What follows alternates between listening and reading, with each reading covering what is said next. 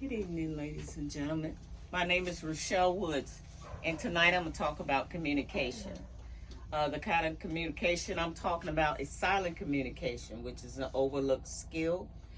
And I just want to pass out some cards to my lovely people here so they can follow along.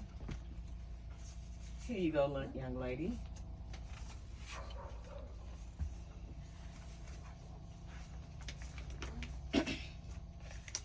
Tonight I'm going to try to persuade you about an unlooked skill that we do is communication,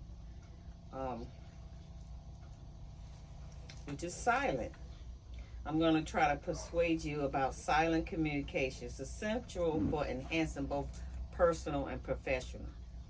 And what I mean by that, sometimes just being in the present and not saying nothing means a lot than talking. And we kind of lost those skills throughout the years. Also, the reason why this skill is declining because of digital communication, distraction, culture shift, and face-to-face. And what I mean by digital is we got a lot of everybody now don't want to talk to each other. We got smartphones. We have all kind of electronics. So that skill is also, when COVID came around, people didn't want to interact a lot. So they got used to using digital. And sometimes by using digital communication, it can be perceived wrong. Like if you do capital letters, someone think you're screaming. Totally different than talk to someone face to face.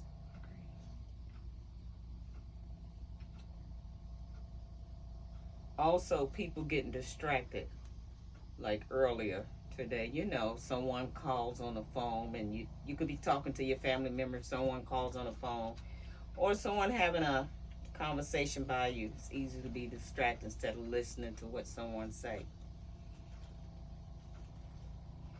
Culture shifts. Some cultures, they do not like communication. It's different from like a woman to a man. Some cultures and situation, a man is allowed, like in Asia culture, the man speak first and the women, basically women should be seen and not heard.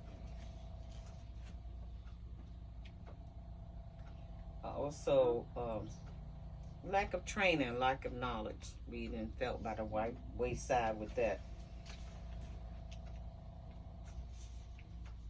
Some of the skills that help improve that is practice, active listening, face-to-face interaction, being mindful of what we're observing and hearing, and giving feedback and reflection. That's kind of hard for us because no one wants to hear that they did something wrong. But if we just take the time to listen, we know that would be good for us. Also, 5 of the resources that I'm using, and it's been documented, and these resources are credible, reputable, and they've been around.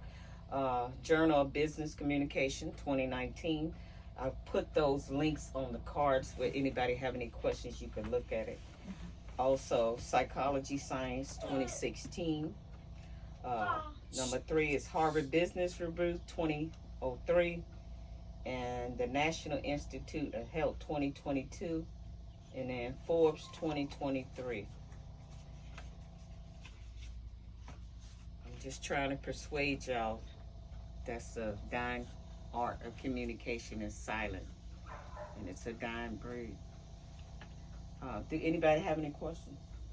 Yes, ma'am. How often do you feel like you communicate daily?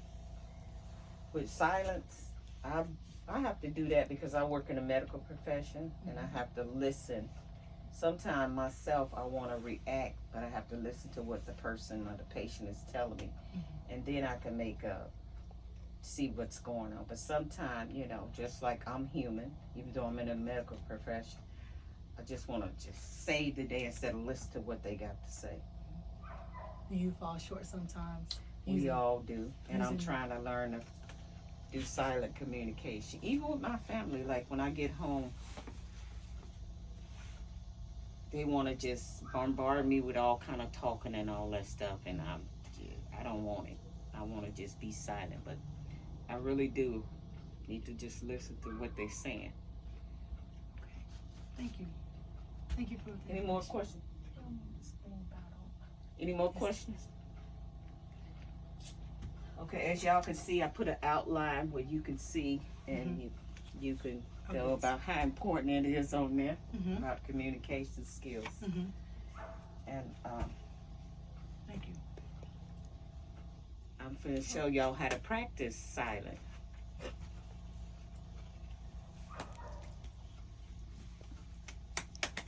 Thank you very much. Any more questions? No, ma'am. Thank you. Thank you.